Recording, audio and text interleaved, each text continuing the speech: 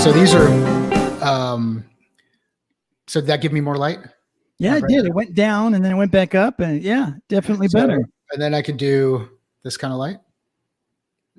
Ooh, yes, very blue. What do you think? Or I could go. You want to adjust your white balance using those, or now I get to go a little yellow. Ooh, yeah, nice. It looks like your white balance is set more towards that yellow, the yellow one you had up there. The which one? The fluorescence. No, I guess maybe not. Maybe it's a little too yellow. What color is the back wall supposed to be? Like a mocha, light mocha, brownish kind of color. So it looks kind of light beige with a little tint of green to me, but so I'm colorblind, so it doesn't count. This is the app. Oh, cool. These are the Feit lights that they sell at Costco. And what I've got, and there's no way to really do this, but I've got I'll take a picture of it and send and put it on Twitter. But I've got a fan with the 4 lights that are supposed to be balanced out. I've got 3 of them pointing in this direction. So the fan has this wobble to it. And those are just, they're LED light bulbs connected to So they're smart light bulbs. Smart light bulbs. There you go. Smart light bulbs connected to my Wi-Fi that I can change the color on. And if I want to be a little red, or I can be green. Nice. And I can just work my way through. You are green. So. Very green. So are we losing people? Are they lost? No, hey, you know what?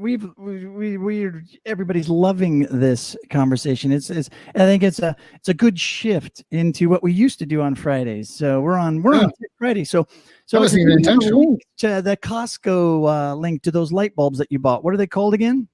Feit Electric. And they sell them at Costco, and every once in a while they're on sale for like $5 off. They might be between $14 and $19. Oh, that's not for bad. a set of 2. So I've got 3 in there, and I got to figure out what I'm going to do with the 4th one, where I'm going to put it. But what just out of curiosity, not to geek out too much, but what kind of connector does it have on it? Is it the regular size connector or the smaller size, like candelabra? Regular size connector. See, I got the glow in the dark. How do I make myself glow in the dark, Molly? Yeah. Oh, you might have to maybe get a black light or something. The purple. Purple. Does it have purple? Go purple rain. There you go.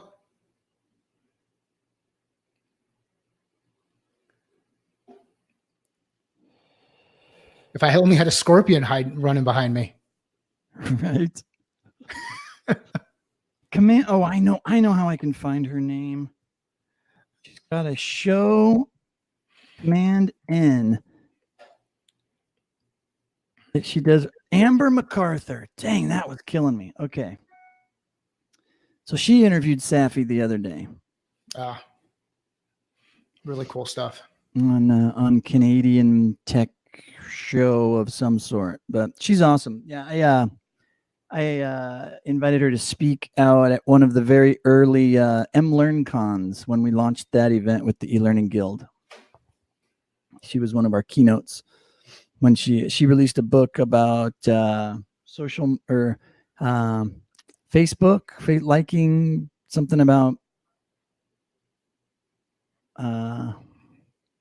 friending. That's what it was. Mastering friending or something like that. I don't know. Isn't it amazing that we've got to figure out how to master friending? I know. Well, it had a different name to it. That's the closest I could come to it, but it was mostly just about, kind of the importance of it. And it was for like parents. That's when she started leaning towards parenting books, because her next book was about raising a digital child kind of thing. Yep. And that's mostly her bread and butter is kind of that family oriented tech stuff.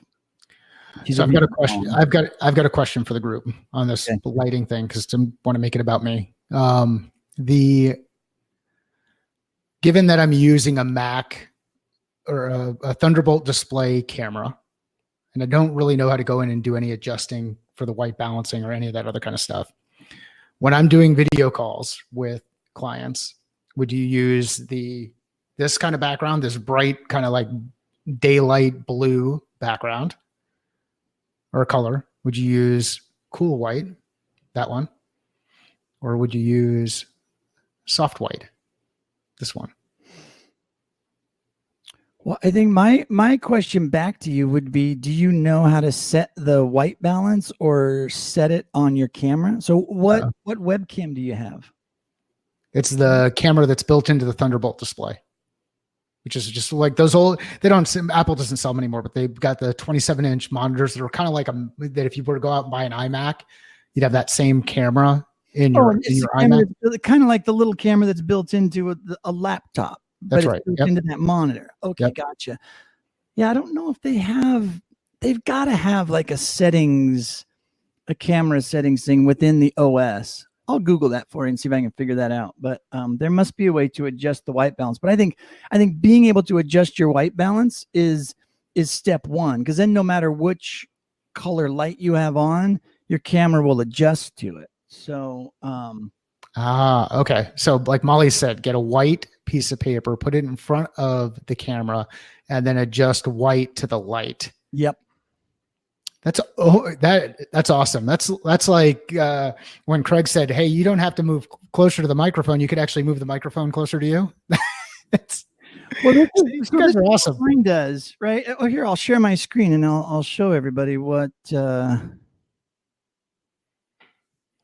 doing here. So I'm using the you should just get a C920. I mean, and opt for a regular USB. So this one right here. So watch so right now I've got my white balance on auto. If I turn off auto and I drag this thing more to the left is cool. So watch how my color changes. So everything starts to get really blue. And then more to the right, everything's going to start to get really hot, really yellow. All right. And so I normally just see what auto looks like, and then I just turn it off and just see what the adjustment looks like. And then whatever I like is good. The other part is the brightness. You can adjust the brightness. So like I can go really dark, so I can turn my brightness down, or I can crank my brightness up and wash it out. And figure out, just what's a good place to go. Contrast, I never touch it, but you can if you want. So you can go really flat contrast. You can go really high contrast and look really scary. Color intensity is a good one. So I can go all black and white and old school on you and take all the color out, or I can go really crazy and look like my sunburn is worse than it really is. So it shouldn't be, what I shouldn't be doing is adjusting the light color. I should be adjusting the settings on the camera. Yeah. Got it.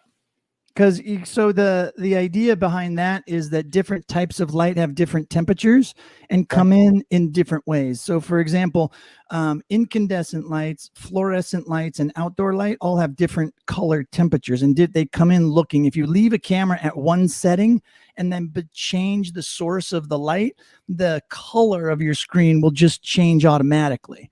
So I think I might be able to demonstrate that. I have a mix of everything, which is probably stupid of me, but so I have LED lights in my ceiling fan above.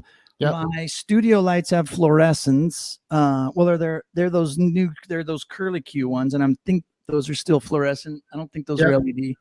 And then I have a window open to my left that's bringing in some natural light. So I'm mixing light, which they say is not good. You shouldn't do that. But it ends up not looking too bad. So, like right now, my overhead is off. Watch I'll lock down my, my auto. So I turned on my overhead. So that should have changed the color like on my forehead a little bit with it coming straight down on me. And then if I turn off one of these lights,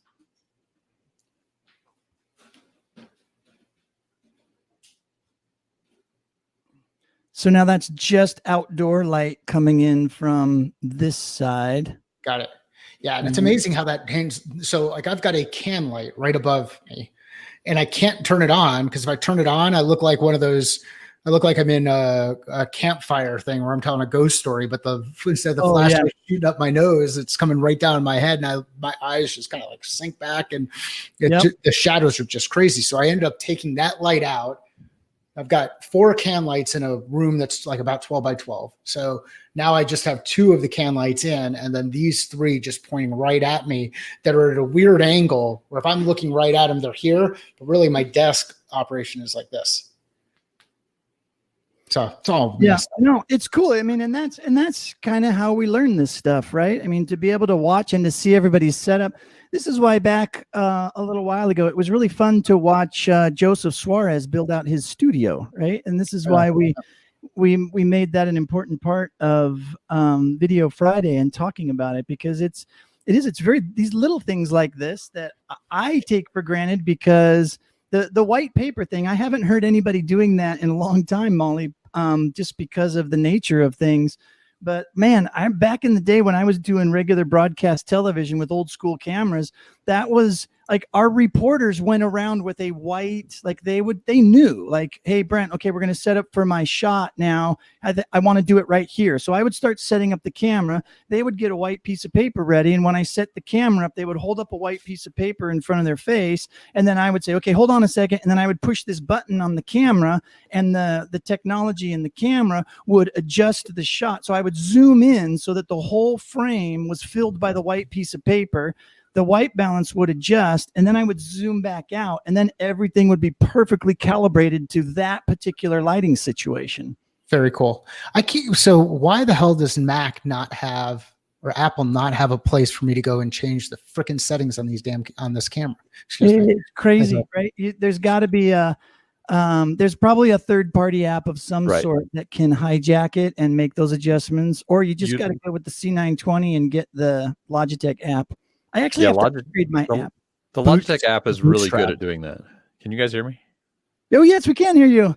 Yeah, the Logitech app is really good for setting color and everything. Actually, I'm the perfect example of what not to do with lighting. I have the worst lighting like ever right now, but I'm in my basement because we're getting ready to move, so I've been put back down in my basement.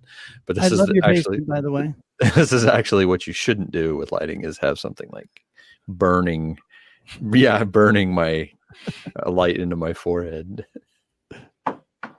I think you nailed it though, but it's hard to deal with, right? I mean, we always say it's really easy, right? Just push the damn button, right? We are always on that kick, or at least I am. I like being on it because I think, just doing it is great learning, and I think everybody should just do it. But once you do just start doing it, then you start to realize and you start to see these different things that adjust, change, and impact the light, and then you adjust from there.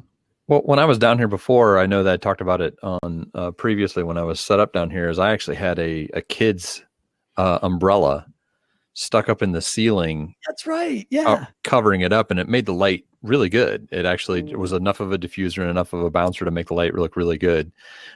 So we don't have that right now because it's packed, but yeah, that's exactly what I did, is you kind of use your environment. And I'm not calling you out, Mike, but how often are you getting on video that you're taking the time to put, into the lighting and stuff? Is it something where you plan on being on a regular basis? Anything I can do to help me look better. I need all the help I can get, Craig. That's the first impression that he's going for. And so so one of the main reasons why I switched everything around is because I am doing much more video, and I'm doing more video with higher end clients where I don't have it out here right now, but I have a button down shirt that I throw on before I get on video calls, and then so that I can do it. And I'm also trying to figure out different places to put the microphone, like here, to where the sound is still good enough for a conference call, but isn't enough where I've got to do the podcast, just so it's not right there in front. And what's funny is some people see the microphone, and all of a sudden that becomes the icebreaker, because they're like, wow, you're in a professional studio. I'm like, yeah, I'm in the corner of my freaking house. And anybody who, so I'm worried about the video more from the standpoint of those events. I also would like to start recording more video where I go live on LinkedIn or live on Facebook or live on YouTube, again, push the button type stuff, and now live on Patreon, because I'm trying to figure out different ways to monetize the value that I'm delivering to folks, and I don't want there to be another set of distractions. So I went with the, hey, I'm going to go ahead and put different lights up here and see if that gives me better lighting. Because before, when I was over on that wall, I had the two lights that were up, and with the way that they were balanced in the room, the lighting was actually fine. I had natural lighting on the other side. Now here I get all these shadows. Like if I move just a little bit, I mean, you can we can see it. Yeah, the shadows there, and then I've got shadows over here. So then what I do is I turn this around, and I kind of stand over here, and then I'm like, okay, well, do I need to be back? You can fix that by lighting your wall.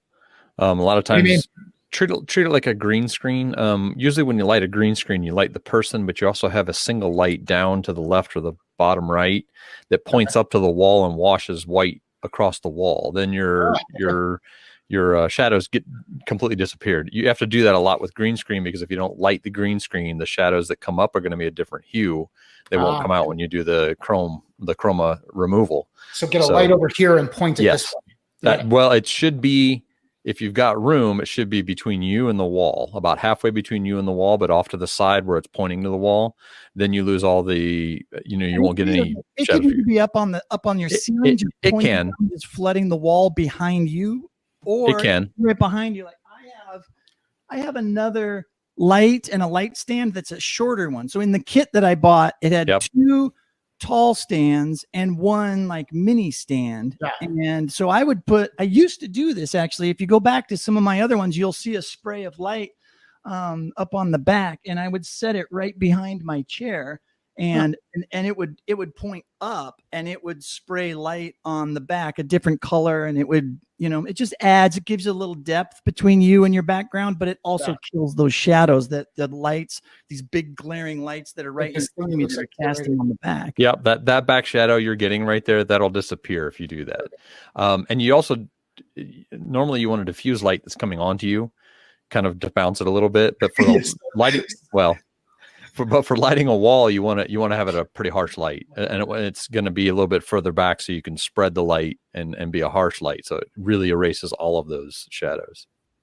Yeah, and the brightness too. If you just get the Logitech's camera settings thing and just dialing down the brightness takes off those hot spots, because the natural setting for this is, I've kind of fixed it with my lighting setup, but I used to get I used to get that too, Craig, like the light coming right down, and I could never get rid of it. But when I was able to turn the brightness down, then I would just crank the brightness down until that really hot spot on my forehead went away, and then that's where I knew exactly where I wanted the brightness to be, and then everything just kind of worked around that. So, and I did mention to you a second ago too, Mike, on chat that if you're looking at a computer screen, the light that's coming at you is going to be different with whatever program you've got up. Oh yeah. Like if I bring a black screen up in front of me instead of a white screen, the lighting is going to change.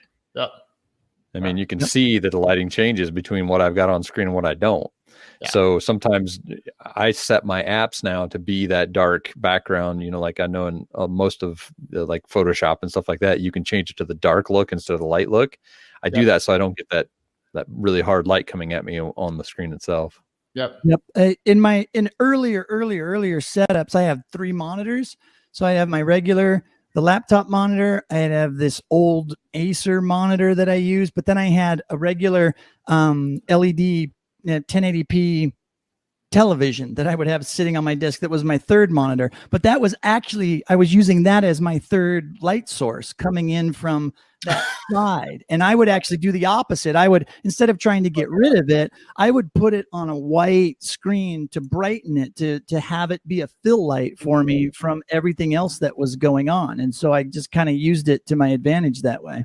So I wonder if you could cheat that for a color too. Oh, you totally could. Yeah. Like make it an orange screen or a blue screen. If you needed it to add more blue to your look, you could maybe fake it that way. Yeah, absolutely. Like go into Photoshop or any graphic, go into PowerPoint, right? Make a great big colored square and then make it go full screen. And I'm actually going to try that right now. I'm doing it right now. Oh, are you? Hey, you guys, we only have 5 minutes on the show, so hustle up with these tutorials, will you? So this is big and blue. I'm going purple. That's big and blue. I don't know if that changed anything. And then I'm going to change the shape fill to orange. Does that change anything at all? I can't see anything on your. How far away is the monitor from you? Probably about 18 inches. Might be a little bit too far. Yeah, it might be too far. Mine's only about maybe 8 or 10 inches. And it's a regular computer monitor, right? Yeah, it's just like if you were to go into an Apple store and look at an iMac, it's that screen, Right. but it's just set up as a monitor. It doesn't have anything else in it other than the screen. And I've got two of those. I've got one here and one on this side. So I've got two of those monitors kind of pointed this way at me. Yeah. So I'll expose a little bit of my tech ignorance here, but in that I think the monitors that are made specifically to be secondary monitors or computer monitors are calibrated differently than television monitors. Right. So so TV monitors I think are by their nature are much, much brighter. Computer monitors are built to not be super bright to protect eyes and all that. So I just turned the brightness up on my primary monitor and you can see how much of a difference. Yeah. Oh yeah. That does a lot. Yeah. That does it. And then I've also got night shift on so that it's always right. So there you go. Yeah. That'll blind you. How's it? And are you making? Oh, I can see some subtle changes on your side too, Craig. Yeah, I don't think it's working as well on mine. So here's the green coming in from that side, and I'm going to turn off. Well, I won't turn off night shift, but that's green. This is black. Well, so it's still just coming across as light blue. But wow, that's amazing how that changed the light for me, just having that light on as bright as it is. Yeah. Look at this fun with color and video. You're right. We're workshopping it today, everybody. It's Friday. I was gonna say we turned it into an actual episode today. I know. It wasn't about owls chasing dogs and. Well, I thought that was part of the fun part of the episode. I thought that was the best. It was part of the fun part. If we're living in a town, if we're living in a town, we got all types. We could, yeah. Making an e-learning about a coyote eating a tiny little dog is much cooler than making an e-learning about lighting. Come on. Yeah, right. Probably true. I didn't say that he ate the dog. I thought brought the dog to come home, kind of like a plaything for the little coyote babies or something like that. You know, babysitting. I'll stop. Yes, drones, owls, and dogs. Oh my, that's today's episode title. Thanks for playing, everybody. Let's go. Hey, in all seriousness, with just a minute left here, thank you guys so much for just playing around and being a part of this new experiment once again. With just doing this every single day again.